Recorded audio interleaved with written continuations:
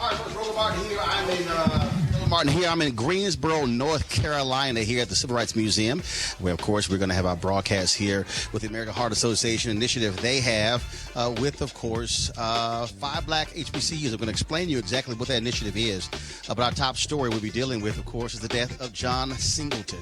That is, the Academy-nominated director passed away today at the age of 51 due to a stroke. We'll hear from folks who knew him well, including directors Mario Van Peebles, Bill Duke, as well as Matty Rich. Now, Singleton died of a stroke, a condition that kills African Americans at twice the rate of whites. We'll talk to a doctor here with the American Heart Association about stroke, what it means, and the impact, of course, on African Americans. Also, another passing of a legendary African American, this time federal judge Damon J. Keith out of Detroit.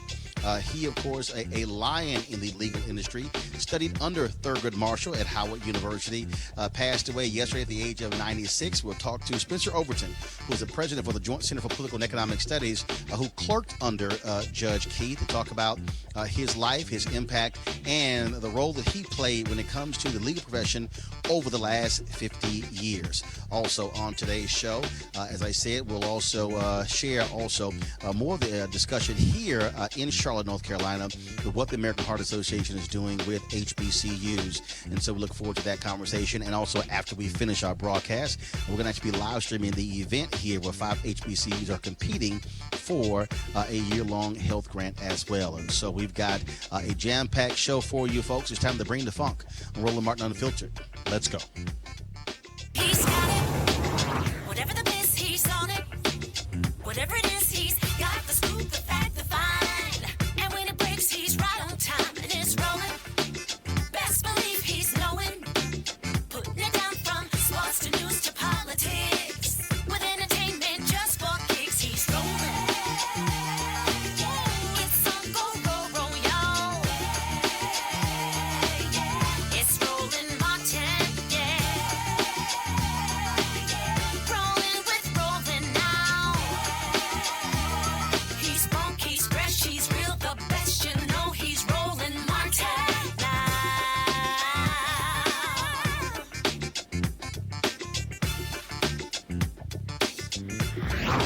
Martin. All right, folks, Roland Martin here. Today is Monday, April 29, 2019. I'm broadcasting live from the International Civil Rights Museum here in Greensboro, North Carolina, where we, of course, will be live streaming our event in an hour in partnership with the American Heart Association. But first, we'll deal with our breaking news story. That is the death of John Singleton, the director of Boys in the Hood, Baby Boy, of course, Four Brothers, so many other different films. He passed away today after his family took him off life support in Los Angeles. He checked himself into the hospital a couple of weeks ago, complaining of problems in his leg after returning from a trip. And then, of course, initially they said it was a mild stroke, but now we know that it was a severe stroke he suffered. And the decision was made by his family to remove him from life support. He passes away at the age of 51. The outpouring of love and affection for John Singleton has been enormous. Many of the folks who work with him on screen and off screen have been talking about his life, his impact, and what he meant to the film profession. Remember, he was just 24 years old when he was nominated for the first African-American for Best Director for Boys in the Hood. In fact, Spike Lee posted on Instagram that the moment John Singleton came up to him and said, "I'm going to be a filmmaker," he said he knew in his spirit that he was actually going to do exactly what he was destined to do. He went on, of course, to direct a number of films. In addition, executive produced movies. He also had a show on the FX network that he had been working on the last 2 years. And so John Singleton, a major force in the film industry. And so, in fact, folks, here's just some of the comments that we have been looking at. Folks have been talking about his films. And again, those films include Poetic Justice, Higher Learning, Rosewood, Shaft, as I said, Baby Boy, Too Fast, Too Furious, Four Brothers, Hustle and Flow, which of course led to Academy Award nominations for Terrence Howard as well as Taraji P. Henson. And for just a tour de force, again, here are a sampling of some of those tweets. Peter Ramsey, John, you were a kind and supportive friend, a loving father, a passionate and committed artist. You truly lived your life to the fullest. You didn't just make your dreams come true, but those of so many other people. So Godspeed with all love and gratitude. Keisha Sharp, who stars in a show on Fox, she said, I hold John Singleton in my thoughts and prayers. I pray for his family and friends for their recovery at this time as their loving father, brother, son flies to a better place. I love working with this warm and talented man. We will meet again. And again, folks, just all kind of folks. This is what Taraji P. Henson, what she posted on Instagram. And this actually took place on Saturday. Visited you today. Me and Tyrese prayed so hard over you. You heard my voice and jumped up. I have hope and faith because I know that hashtag God is. Keep praying, everybody, for our beloved John Singleton. Again, that was what she posted on Saturday. Tyrese also made a lengthy post on his Instagram TV account. You really should go look at that. And he talked about that he was supposed to fly to London. And he said, but something in his spirit said that he needed to go see John Singleton that day because if he returned from his trip, John, he would not be able to see him. And so he said he turned to his wife and she says, baby, you need to go do it. And so he then went to the hospital and where he met up with Taraji Henson. He says in his post, there were a number of other people who were in the hospital, who were crying, who were laughing, telling stories about working with John Singleton. And he said, quote, and he typed this on his note section on his iPhone, on this flight back to London, and I just can't sleep. My heart is heavy. There's a feeling in my chest that just won't go away. 27 years, my brother, our brother and family. In about an hour, I'm about to tell you guys for the first time ever how the movie Baby Boy happened. If anybody is down for a good detailed story, stick around. Praying hard for you, John. You're not just love. You're beloved, and all of this hurts. Again, if you go to Tyrese's Instagram account or his IGTV feed, you'll actually see this lengthy post set to music where you can actually hear what he had to say describing the relationship, how John Singleton came to his home and told him that he needed to be in Baby Boy, made him read the script cover to cover, sitting at his table. And so it is an amazing, amazing story. I had the opportunity to meet John Singleton on many occasions, interviewed him at the American Black Film Festival in 2017, not only for my then TV One show News One Now, but also on stage, the closing session there. They always do a major Q&A with the director, and I was chosen by Jeff and Nicole Friday to do the interview with John Singleton, and so we're going to have some of that a little bit later for you. But right now, we want to turn to some folks who knew him well. First off is Mario Van Peebles, longtime director and producer. Mario, welcome back to Roland Martin Unfiltered. Brother, thanks for having me on. I remember when I first met John, I was at Warner Brothers, and I had my first feature called New Jack City that I'd just gotten the deal to direct. And I came out of the office, and there was a young brother there. He had on a school jacket, I'll never forget. And he introduced himself. He said, my name is John Singleton. I said, my brother, I'm Mario Van Peebles. And we started talking. And he said, I've got this script, Boys in the Hood. And I said, I just got this script, New Jack City. And it was a new time for us as filmmakers, and we both got out there, and New Jack came out, and we did our thing, and then Boys in the Hood came out, and I got to know him over the years as a man, as a filmmaker, but also as a father. Both John and I love being dads, and we would get together and talk as much about being fathers, because that was one of the best roles I ever got to play, was being a father. And we talk about being fathers, being loving Black fathers, and the different kind of souls that your kids come in with, and how to raise them, and how to read to them, and how to talk to them. So we talked about as much as filmmaking, we talked about sailing, we talked about fatherhood, we talked about it all. Mario, you mentioned New Jack City. And the reality is one of your producers of that film, we lost him at the age of 42 to a stroke, George Jackson. John Singleton, 51 years old. And so as somebody who is very health conscious like yourself, very much about the environment as well, it must be difficult. I made a post earlier. Luther Vandross was 54 years old. Barry White was 58 years old. And I mentioned George as well, losing just the immensely talented individuals at such young ages. Yeah, I think, one of the things we understand is that, as we grow older, as we grow, It's got a lot to do with our genetics, but it also has a lot to do with our habits and how we handle stress in particular. And I think sometimes, especially for black folks, some people would say, well, we still suffer from post-slavery, post-Jim Crow syndrome. We suffer things that are not always tangible that folks can see. And John went through a lot, as I know I did, and of course our parents did.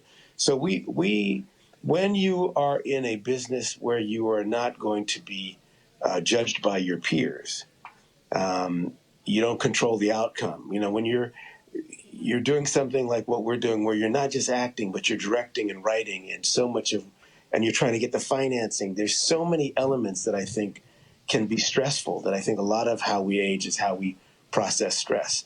You got to make an effort to dance. And in fact, Mario, Mario, I want to reference an Instagram post that John put up on January 15th. And this was when everybody was doing all those 10-year challenges, 2008, 2018. Right. And there was a photo of him in 2008, very serious. There's a photo of him in 2018 on a boat, smiling. And he said this here. He said, 2008, I was too serious. 10 years later, 2018, I'm all about living my best good life, no stress. Yes. That speaks to what you were just saying. Yeah. So I saw him. That's interesting because towards the last couple of times I saw him, he was starting to say, I've got to find time for me, to live my best life and to find time to look back and process all of this and say, man, my dad always said it too. My dad said, we tend to focus so much on the future. Every now and then you got to stop and really enjoy today. Having said that, I don't know the details of his situation, but a lot of us, of course, grow up in places with food deserts. There's not a lot of health food. There's not a lot of fresh food. We kill ourselves with our knives and our forks. And I'm not speaking to John, but a lot of us as a people don't understand how, we're not only getting substandard housing, sometimes we're getting substandard diets and substandard living conditions. So we really have to make an effort to love and laugh and take care of ourselves, Roland. Now, having said that, I'm definitely not perfect, brother. I'm a vegan between meals. So, but when it comes to time to eat, I understand. Man, but I definitely make an effort, and here's the thing. The other thing I would just say about John is this. The brother got so much done. Look at that list you just read to us. It's a tragedy to pass early, but it's definitely a tragedy to not come here to be incarnate in this body to do some of what you came to do. And I know Brother John did a lot of what he came to do. Not all of it. We lost him way too early. But I'm going to tell you, this brother got a lot done. He made a difference. Absolutely. Mario Van Peebles, we certainly appreciate it, man. Thank you so very much. Yes, sir. All right. Thank you, sir. All right, folks, right now I want to turn to another director, someone who knew John Singleton well, Bill Duke. Bill Duke, how you doing? Still grieving over Bill this, there? but glad to be here today. Can you hear me? Bill, I hear me? can hear you. First and foremost, I can hear you. Can you hear me? Yes, sir. Yes, sir. I can hear you. All right. Bill, first and foremost, just your thoughts on the passing of John Singleton.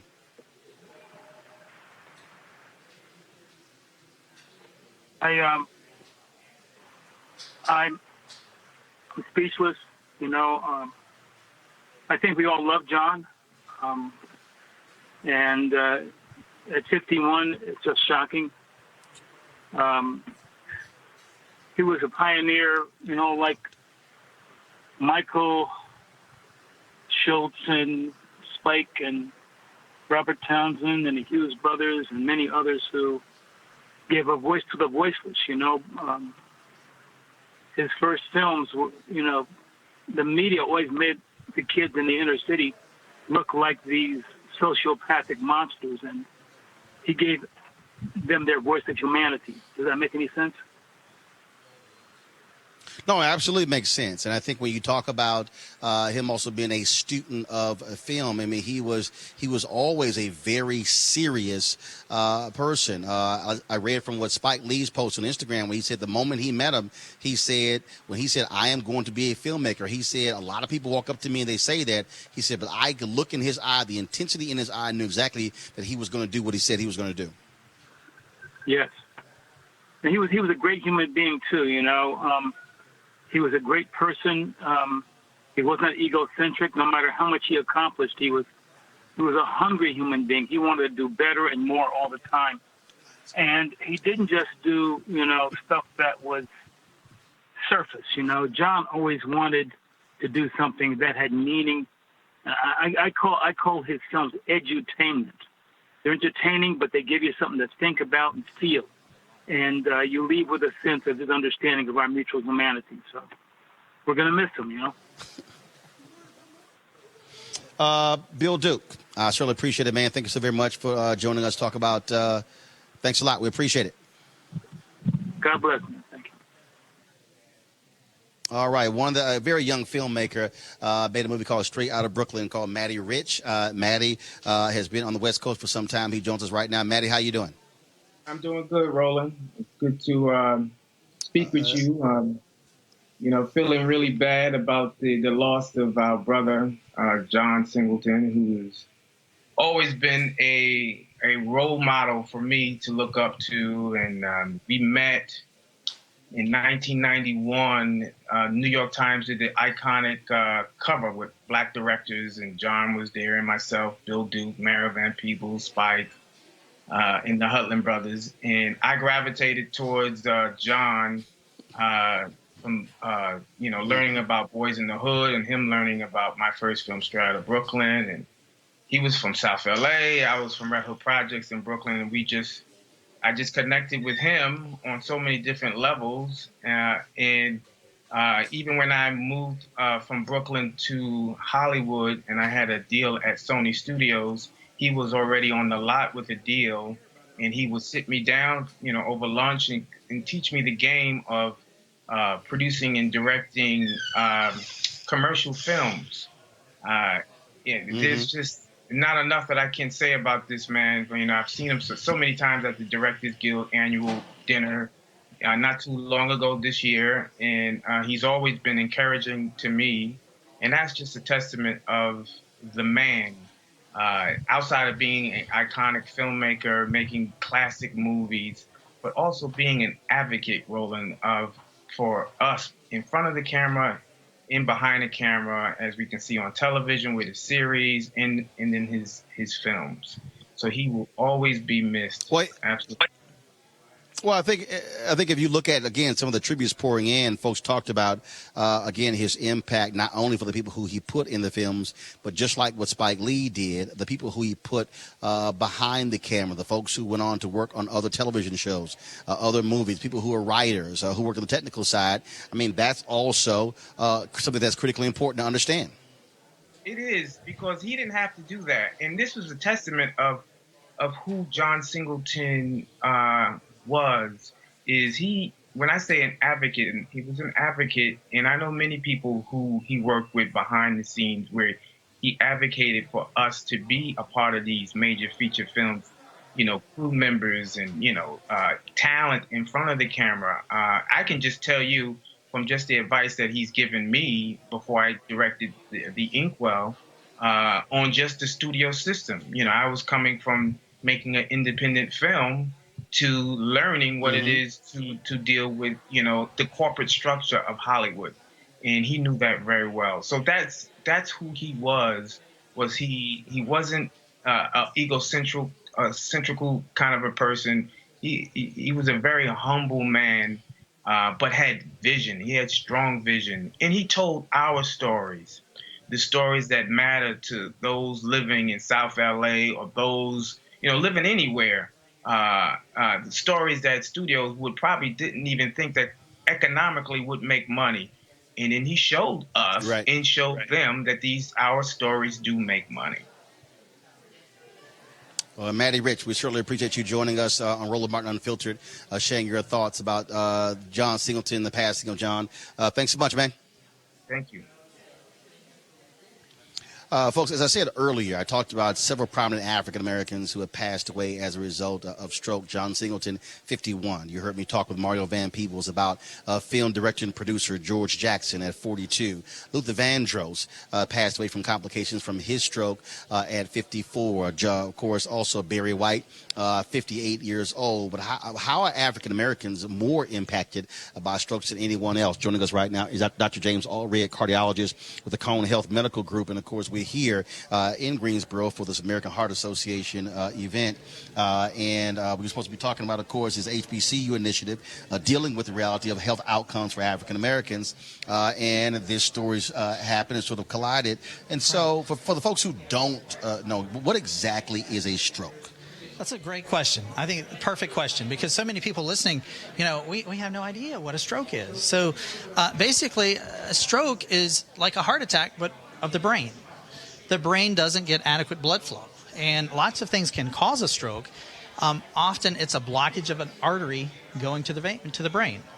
And because the arteries to the brain are so small, these blockages can come from multiple sources. And in fact, the initial reporting was that John Singleton had returned from a trip, was complaining about problem with his leg, and checked himself into the hospital. Right. Yeah. So we have seen cases. I'm not speaking to this particular case, but we've seen cases where you could have a blood clot in your leg. For example, they could travel to your heart.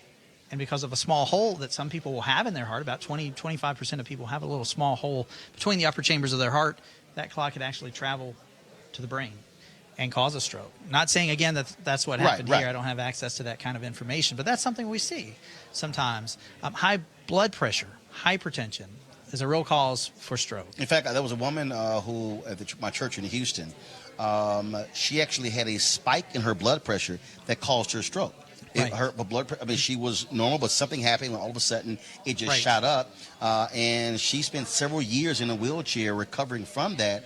Did not have health issues before that, but then it just happened. That's right. And the problem with stroke is, the price you pay for your stroke can be very high. They can be fatal. We see people who die of their stroke, as witnessed here, complications of a stroke. Mr. Singleton. How do we avert? You talked about hypertension, high blood pressure. Right. What else can be done for us where we are not in that situation to actually have a stroke? So lifestyle modification the best we can in 2019. Avoiding tobacco. Cutting out the tobacco. Watching that diet, low salt, low fat, low fried foods. Greensboro, North Carolina is in the stroke belt. And when you look at obesity and you look at some of the other things that occur, they track along right aside of stroke. And so a healthy lifestyle goes a long ways. And so one of the things that folks all should be doing is obviously what you just mentioned, but also constantly, I always say you should know your number. You should constantly get your blood pressure checked. That's right. I was at a church in Dallas, and we had a nurses ministry, and they offered free blood pressure checks after church on Sunday. And now these were the same nurses who worked at the Baylor College of Medicine. Right. And I'm going, guys, it's free. That's right. And I'm going, if you get sick, this is what you're going to do. That's right. You're going to have to see the same nurses. That's right. And the number of people who literally would not stop just for those 2 minutes. And then one day, so I'm out there haranguing people to, come get it done. Right. And the nurses ministry loved me doing it. And that was an African-American woman. She had 2 kids. And one of the young kids, it took his blood pressure. She says, you need to go to the hospital. She says, I'll go to the doctor tomorrow. She says, no. You need to go now. Right. Her child had his bloodshot eyes, and the child's blood pressure was sky high. Right. They said, no, you need to go now. Right. Had they not caught it then, it could have been devastating for their child. That's right. But again, for so many people, they wouldn't do it. It's free. Right. That's right. And going out to the public, I think, is important. American Heart Association recognizes that. You're starting to see barbershops now where you can have your blood pressure checked when you get your hair cut. Because people aren't always going to just come into my clinic and say, hey, I don't think I have any health issues, but let's check my blood pressure and see. Right. I get mine checked. Look, I was in line at a bank. Right. And they have free blood pressure. I'm like, first of all, it's free. That's right. And so I'm always getting mine checked because when I've had sinus infection, And when all of a sudden I got it checked, and if it was 140, I would go, hold up, that's high. Right. Because I knew what my number had consistently That's right. been. That's right. And it's just for so many people, it's just the hardest thing in the world to get somebody to say, guys, just know your blood pressure number. That's right. And that way you're constantly getting it checked. If you hear it's 135 or 140, you go, wait a minute, hold up. I'm That's normally right. 110 or 115. That's right. Exactly right. And so, you go to a pharmacy, you go to Walmart, you go to these kind of places. Often, YMCA, you can put your arm in there, you get that blood pressure checked, and that's key. That's really important. I think something that's really crucial too is to know the signs and symptoms of a stroke. And what are they? So that you can help your family member. Right. If that person all of a sudden they just can't comprehend what you're saying. Yep. They can't speak. They're trying, but the words just That happened to aren't one of my aunts coming at my out. birthday party. Yep. Right. Sometimes you'll see a facial droop. All of a sudden, Auntie's left face is drooping all of a sudden, and she doesn't even know. Bring it to her attention. Go look in the mirror with her. Sometimes we can't move one side of our body, or we can't feel one side of our body. We have numbness. Our vision is blurred, or all of a sudden we have kind of tunnel vision, or we can only see out of one eye, or I don't even recognize someone's to the left of me anymore. What is a mini stroke? Because I've heard that from some doctors, that some people have mini strokes. Right. So, there are lots of terms that we throw around in medicine. So a stroke, by definition, means that some of the brain cells have died because they didn't get adequate blood flow. Mm-hmm. We would all agree a massive stroke, is one where we have profound deficits. Our body, we can't move our left side. We're, like you described with your friend, they're in a wheelchair, and it takes years to get over. That's a massive stroke. A mini stroke means it, was a small stroke, maybe to a smaller territory of the brain, or that it just resolved quickly and we didn't have the deficits or the long-term paralysis or weakness or numbness. We often also describe what are called TIAs, transient ischemic attacks. And what that means is basically you had symptoms, they were real, they were legit, they resolved on their own, typically within about 24 hours. And when later we go back and we do an MRI or head CT, we don't see any evidence of it. It's completely resolved. We call that a transient ischemic attack. All right. Dr. Allred, we certainly appreciate it. I hate we have to chat with you under these circumstances, but it's, with the passing of John Singleton to a stroke, and it's certainly what we're doing here with the American Heart Association, this initiative they're doing to get better health outcomes for African Americans, partnering with HBCUs, is certainly is timely and important. And thanks for being here and supporting the event and helping to get the word out. We appreciate that. All right. Thanks a bunch. I appreciate it. Yes, sir. All right, folks. Again, John Singleton, 51 years old. He had 5 children.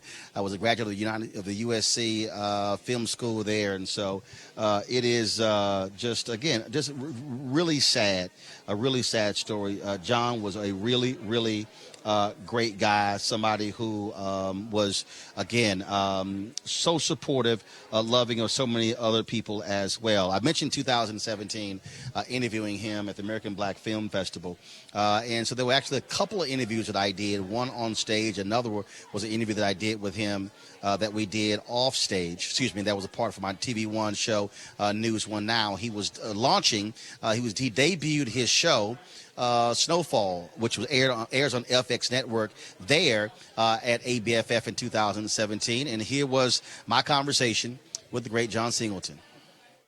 It's nice to just really, see different visions of what African-American filmmakers are wanting to do and aspiring to do, and also the talent. There's a talent pool. Talent pool comes all the way over. There's people here that aren't necessarily going to go and move to LA to make it in the business. They come here for a few days, and we are supposed to be of service to them, to give them advice or whatever. So I don't mind, I come down and I just hold court sometimes, just talk to scores of folks and everything. That's what it's about. Also relationships in terms of being able to. There's nothing like when you meet people and you're having just regular, ordinary conversation, and you're building a rapport. Exactly. And that's what any type of movement needs is support from different levels. It's not really about that whole thing I got mine and I'm not trying to let nobody else in. We need as many people as possible to realize their dreams and tell their stories, to really have even more of a stronger hold on what this is, because this media is so powerful. Film and television is so powerful. It has the ability to shape and form the way people think about themselves, first of all individually and then collectively. So we need people who are coming into this with a certain kind of mindset of what they want to do, but they understand, they can follow my example or someone else's example that they really admire and say, hey, listen, this person is a person of integrity. They have a certain clarity of vision, and if I follow that, maybe I'll make it. John Maxwell has tons of leadership books. He holds his conferences, and there are a lot of people who worked under him who he has said, it's time for you to go. And they've gone out and done their own thing. He's given their blessings, and they're still accrediting him for that. Yes. When you look at your career, how does it make you feel when you're able to say, they got their first shot on one of my projects? I mean, I don't even look at it like that. I just look at it. I don't even go back to any of that stuff. It's just like I was inspired by people. I was inspired by several filmmakers. Gordon Parks, and then Spike Lee, who I met just when I was in high school, going to college. And I hope that I was able to service that for other people, for other filmmakers to do good work and stuff. You know what I mean? What I mean by that is not being inspired, but giving somebody the shot. Yeah. A lot of people say, if I could just get a shot. But for you being in position to give somebody that shot, and then you see them, years later. I love it. It's beautiful. I love it. I love it. I mean, my good friend Ice Cube, he started off with me as an actor, and then he became a writer, producer. You know what I mean? Like, you know what I'm saying? Now, writer, producer, entrepreneur, yeah. Own the whole company. Exactly. I love it. Directing is one thing. Folks got to know you through directing Boys in the Hood. But one of the things that I've noticed and what you've done is you said, okay, that's one piece. But the ability to be able either to be an executive producer or producer to be involved in other aspects of the business. Yes, exactly. Well, how critical is that? It's very critical. For me, I write first and foremost because writing is the blueprint for everything. I write, direct, and produce. So I just really think that if you really want to have an all-encompassing vision of what you want to do, you have to really start at the root of story. You know what I mean?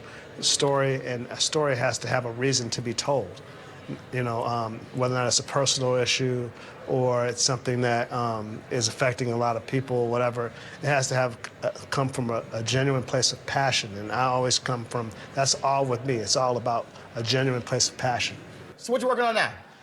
I have a new show coming out called Snowfall. It's on FX Networks. It premieres July the 5th. And it's a story about how cocaine changed America, but changed LA first and foremost. Frankie! Franklin Saint, king of all the white boys. I'm here to buy. I don't sell coke to kids. What do you sell? I sell kilos to people with money. 50 kilos worth of cocaine hidden in a hot tub? I'm a soldier, not a drug dealer. So what are we talking about? How badly does the director want this war funded? Is it based on any real person or no, it's all fictional. Collection? It's all fictional. It's a personal story for me because I grew up in South Central Los Angeles, as everybody knows, and see my movies. But this is about how the proliferation facilitated by the CIA of cheap cocaine went to Los Angeles. Thank you, Gary Webb, the late Gary Webb. And how that started the crack epidemic. So, this is before cocaine. The show starts before cocaine, and the snowfall is the storm, There's a storm coming. I've been telling people there's a storm coming, and it's cocaine, And with the cheap cocaine, they were able to basically, people were able to formulate and make crack. You know what I mean? They put it on us, but it was something that was, it wasn't invented by us at all. All right, folks, on yesterday in Detroit, we also lost another huge giant. That is federal judge Damon J. Keith. He, a legal lion, Reverend Jesse Jackson Sr., tweeted that when you look at African Americans in law, Thurgood Marshall, Leon Higginbotham, Constance Baker Motley, Damon Keith belongs in that particular group. A major judge who was still hearing cases at the age of 96. critical rulings in Detroit, rulings all across the country, rule against President Richard Nixon when it came to wiretapping. That case went all the way up to the Supreme Court, and it was a unanimous decision rendered affirming Judge Keith's affirming his ruling. He also was the co-founder of the NAACP Freedom Fund dinner in Detroit, the largest in the country. He also, Alpha brother of mine as well, very much involved in Alpha Phi Alpha there in Detroit and all across the country. Joining us right now is Spencer Overton. Spencer, president for the Joint Center for Political and Economic Studies, the leading black think tank in the country. Spencer also was one of the law clerks to serve under Judge Keith. Spencer, you and I talked this morning, the Tom Joyner Morning Show. For folks who do not know about Judge Keith, don't understand how powerful he was, his impact, what did he mean to you personally? Oh, well, he was just amazing, Roland. Thank you so much for profiling him. He's one of the most significant federal judges in the history of our nation.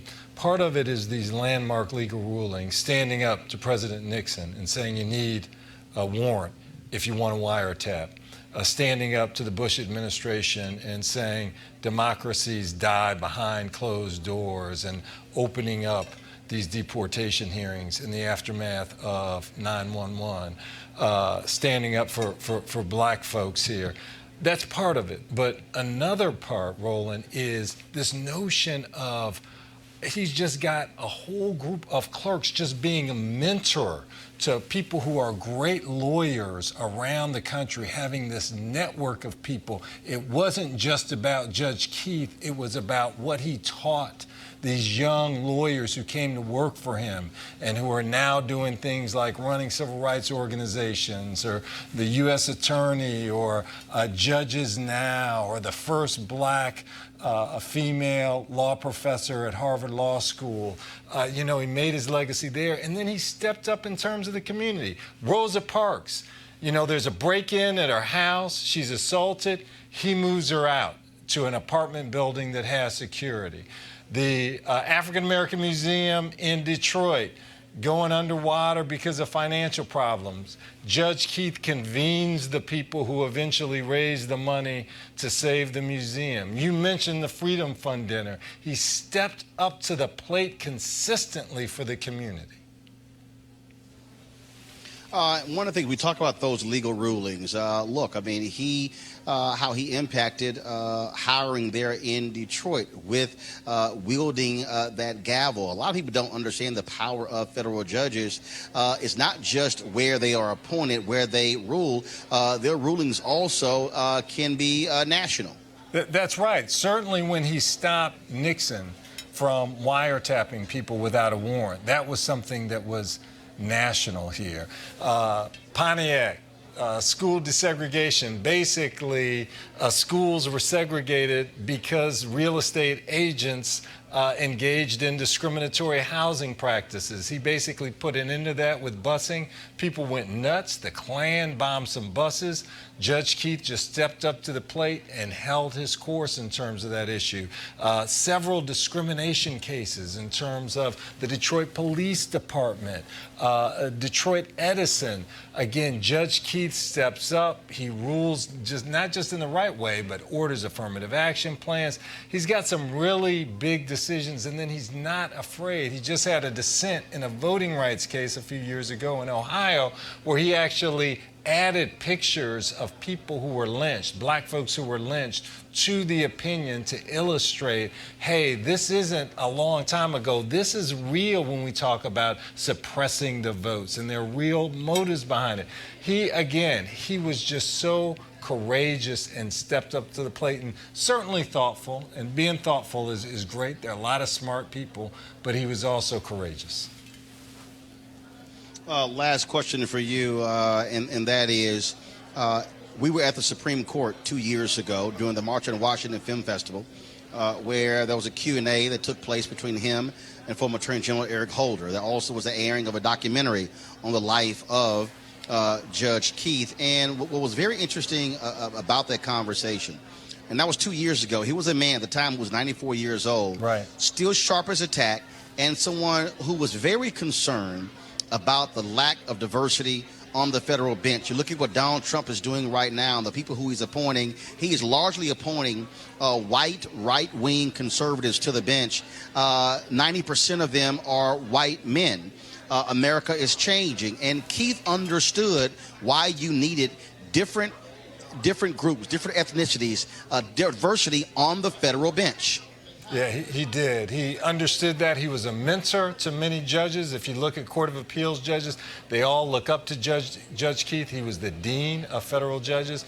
And also, both in terms of judges and, again, these clerks, he's hired more clerks of color than any federal judge in the history of the United States. He understood the importance of diversity in decision-making and being at the plate there. Let me just also say this. He never forgot where he came from. This guy was Judge Keith. He was a grandson of slaves. He was mopping floors at the Detroit News in the bathroom when he found out he passed the bar. He just kind of came from nowhere and really rose to the highest levels of the profession. And again, he brought us all along with him. He's just a great model. That documentary you mentioned, it's called Walk With Me. If you go on YouTube or anything else and just Google Walk With Me, you can see the trailer. And then there's a book on Judge Keith's life called Crusader for Justice. And if you just look online and Google Crusader for Justice, you'll see the book. All right, then. Spencer Overton, President, Joint Center for Political and Economic Studies. We certainly appreciate you sharing your thoughts about, the late federal judge Damon J. Keith passed away yesterday at the age of 96. And Roland, let me just also say thank you for how you use your platform. I mean, this is so important in terms of the black community and black folks, and this is such a major loss. And just thank you so much for the way you use your platform. You're an incredibly important voice. I appreciate it, Spencer. Thanks a lot. Thanks. All right, folks. Late last night, I was tweeting, again, former Attorney General Eric Holder. He was traveling today and was unable to join me with Spencer, the Tom Joyner Morning Show. But I do want to read what he tweeted out. He tweeted out, Judge Damon Keith was a great lawyer, activist, and became an icon, a hero to so many. This nation is indebted to him for the work he did to make America more just. Democracy dies in the dark was written by this great man.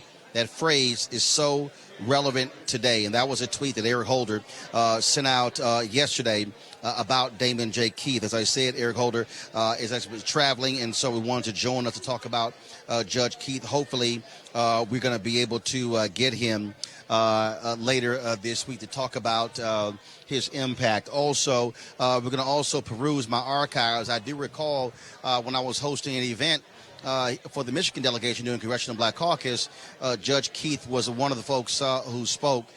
Some very strong words that he spoke there as well. And so phenomenal man who understood his purpose, understood his calling. We certainly wanted to pay homage to him. And again, losing on one hand, here you have a young man, John Singleton, 51. Member of Kappa Alpha Psi, then of course you got Judge Damon Keith, an Alpha, died at the age of 96, and so we wanted to certainly pay homage to both of them. And over this week, we're going to continue to have more memorials paid to both of these gentlemen as we also get details of their funeral. Of course, talking about Judge Keith, talking about the issue of voting rights. There's a case in Texas that's critically important. Voting rights advocates sued the Texas Secretary of State over his attempt to question the citizenship status of nearly 100,000 voters. He wanted local election officials to send letters demanding they prove their citizenship, but most were actual naturalized citizens and, of course, black folks and others of color.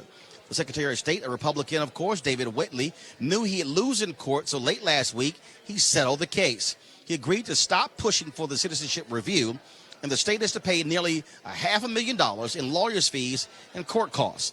The courts have always been a partner in preserving voting rights and civil rights, and that's always been the case and will continue to be the case if we also vote. And here's the other piece, though. This Republican in Texas, my home state, literally wasted $500,000 of taxpayer money on something that he knew he was going to lose. I keep trying to tell folks this, and you better understand it. You're going to see a continuing attack on the voting rights of African Americans and other people of color in this country by Republicans all across this nation. They understand the impact of 2020, and folks had better understand that you sitting on the sidelines cannot do anything when it comes to defending democracy. There's no perfect candidate, but I dare say this here. Anybody is better than Donald Trump and the kind of people who he's leading all across this country. And so we must remain vigilant, and you can expect us on this show to remain vigilant and speak to these issues as it relates to voting rights and voter suppression. And every time there's an effort to hurt our voting rights, we are going to go after those who do so. All right, folks, got to go to a break. When we come back, we're going to talk about the American Heart Association, what they're doing here in Greensboro, North Carolina with HBCUs to improve healthy outcomes for African Americans. I'll be back on Roland Martin on the Filter in just a moment.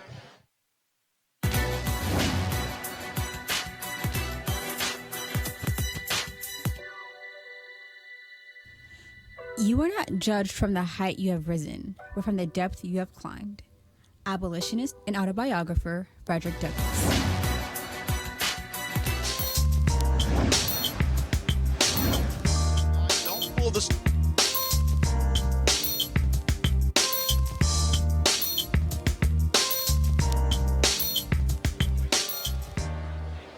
All right, folks, Roland Martin here. I am here in Greensboro, North Carolina, the International Civil Rights Museum. But here's the piece. Normally, this is where we do our hashtag HBCU Giving Day School. We had another school, but we're actually in the old Woolworth building. This museum is located where the first lunch counter sit-in took place, led by 4 students from North Carolina A&T. And so that's one of the reasons that we are here. And so we wanted to give them a shout out. And so that's actually going to be our HBCU Giving Day School today, North Carolina A&T. Again, we want to thank those 4 students, 4 freshmen who chose to come to this Woolworth and sit down. It was what they did that sparked a wildfire all across the South as black college students at HBCUs integrated lunch counters all across the South that particular summer in 1960. And so we certainly appreciate what they did. Folks, we are here because the American Heart Association, they have launched an initiative to deal with the issue, to confront the reality of healthy outcomes for African Americans. It is a critical issue, as we all know. And so what they're doing is they're actually having a competition where 5 HBCUs will present solutions to remove barriers to health. Joining me to talk about it is Empowered to Serve supporter Mark Moore. Mark, how you doing? I'm fine. Hi, nice All right, to meet glad you. to have you here. Same here. So first and foremost, obviously, when you look at where African Americans are going, HBCU attendance is up across the country. And when you look at where do most black doctors come from, they come from HBCUs as well. When you look at the stats, African Americans are more likely to get better health outcomes when they have black doctors as opposed to white doctors. And so how critical is this particular initiative when you talk about partnering with American Heart Association and HBCUs to improve healthy outcomes for African Americans? I think this is very critical. And all those statistics you just repeated are absolutely right on, spot on, Roland. The fact of the matter is what's happening here at HBCUs is critically important. I particularly, as an entrepreneur, I love this because we're coming to a HBCU. These are bright, innovative people. There's no better way to find a solution to our health issues today than talk to these young people. They're bright, they're innovative, they have the will and the power to solve this problem. It's also a tapping into that knowledge and talent. Look, I can tell you a lot of times when I see these stories being talked about, there'll be somebody and they'll be an African American. They might be from Princeton or Yale or from Harvard. Mm-hmm. But the reality is, when you look at the talent that exists, when you look at the knowledge, a lot of these people are walking past many of these HBCUs, not just Meharry Medical School, not just Xavier in New Orleans, but Morehouse. They're walking past Spelman. They're walking past Howard University. They're walking past places where you have some really talented folks who can do more to impact the health of African Americans if they just get a shot. Absolutely. And they are motivated to help solve this problem, obviously, because they are African Americans. Roland, I just went through and walked through a bunch of the finalists and listened to presentations, and you are spot on. These are bright, innovative, creative people that will absolutely find a solution to the health problems that we, not just African Americans, but as a society that we face today. So you say that you're an entrepreneur. What is the line of business you're in? I was in telecom, in the telecom business. providing what we call internet protocol support to the Department of Defense. And so how did you get involved in this with the American Heart Association? Well, it's funny, not really funny, but interesting. I am a stroke survivor, so this is near and dear to my heart. What these folks are doing in terms of research, work, and advocacy is very, very important. And I want people to realize that even though, in my case, I suffered a stroke and I've been very fortunate to have a full recovery, it can happen, and I want people to know that. How long ago did you have a stroke? That was in 2007. 2007. And were you focused on health issues prior to that? No. And then after that you say, you know what? I want to use my resources and my impact to make a difference. And Roland, you said absolutely correct. I really wasn't. You know, as an entrepreneur, I was focused on the business, right? And I was trying. I had a wonderful business and trying to get up and running. And unfortunately, I came down with 2 strokes and had major 2 strokes. 2 strokes. Wow. I had major brain surgery, but with God's grace, I've had a full recovery. And you're right, Roland. I was moved to say, look, I got to make a difference. I need to help others, just as these young people here are trying to do. And I'm trying to help them find solutions to these problems. All right, then. Well, again, we got 5 HBCUs that are finalists. And folks, here's what's going to happen. Once we finish with the live broadcast of this show, then we're going to, of course, stop and they're going to restart our live stream. I'm going to be actually hosting and moderating the whole presentation. And so you're going to be able to hear the presentations of all of these 5 finalists. And then they're going to actually pick a winner. And so, Mark, we appreciate your support for this. Thank you so very much. I appreciate it. Thank you all very right, much. then. All right, again, folks, and so I talked about this particular contest, and that's what it is, the contest. Then you also have, of course, judges in the contest, and who are going to be, of course, judging these particular schools. And so I want to sit here and want to talk about that. Grab the mic, please. So, Rhonda, how you doing? I'm fine, Roland. How are you? All right, so you got 5 schools that are finalists. Okay, how were they picked? Where did were there a bunch of other schools who applied? What happened? So the Mid-Atlantic affiliate is D.C., Maryland, Virginia, North and South Carolina, and we're piloting it here this year. And in our affiliate alone, there are 29 HBCUs. We went through a process of soliciting their applications, and then we sent it through our Center for Evaluation and Metrics. So we're a science-based organization. What they looked at is which projects had the most potential for scale, for sustainability, and for impact on the community. And that's how we chose our top 5. So, first of all, how long? So, whoever wins, how long is this grant or this initiative? How long is it? The grant is for $100,000, and it's for 2 years. So they have a total of 2 years to implement their strategies, both on the campus and in the community. Okay, and so for them, it would be campus and the community. Yes, sir. Okay, why both? We picked HBCUs because they're really critically important to our communities, and I mean our African-American communities. They were created as land-grant institutions. I learned that from your shows, listening to you in the morning. And it started me thinking about who is best able to serve and provide resources to the communities that surround these campuses. So the way we designed the project was not just for them to focus on what's important to transform their lives, but to take them out into the community and make them change agents and start transforming the lives of the people who live around them. And it was very interesting. So the fact that we started this show talking about the death of John Singleton, who passed away due to a stroke. Mark, who, of course, your entrepreneur, who is also financial supporter of this, talked about him suffering too as well. And for so many African Americans, what I keep saying is, when you don't know, you don't know. You don't know. And so what's also important is by having black folks speaking to these issues, African Americans are more likely to trust someone African American when it comes to their health. That is so correct. One of the things we know is important with this initiative, and for the Heart Association in general, we say this all the time, we've got to start listening to communities. We don't know all the solutions. We don't know what they need all the time or how they want to receive the help. So what we're being is authentic. We're authentically saying we care, we want to help you, but you need to tell us what's important to you and what you need to make your lives better. Now, and that's what this is designed now you to say do. this is the Mid-Atlantic. Yes.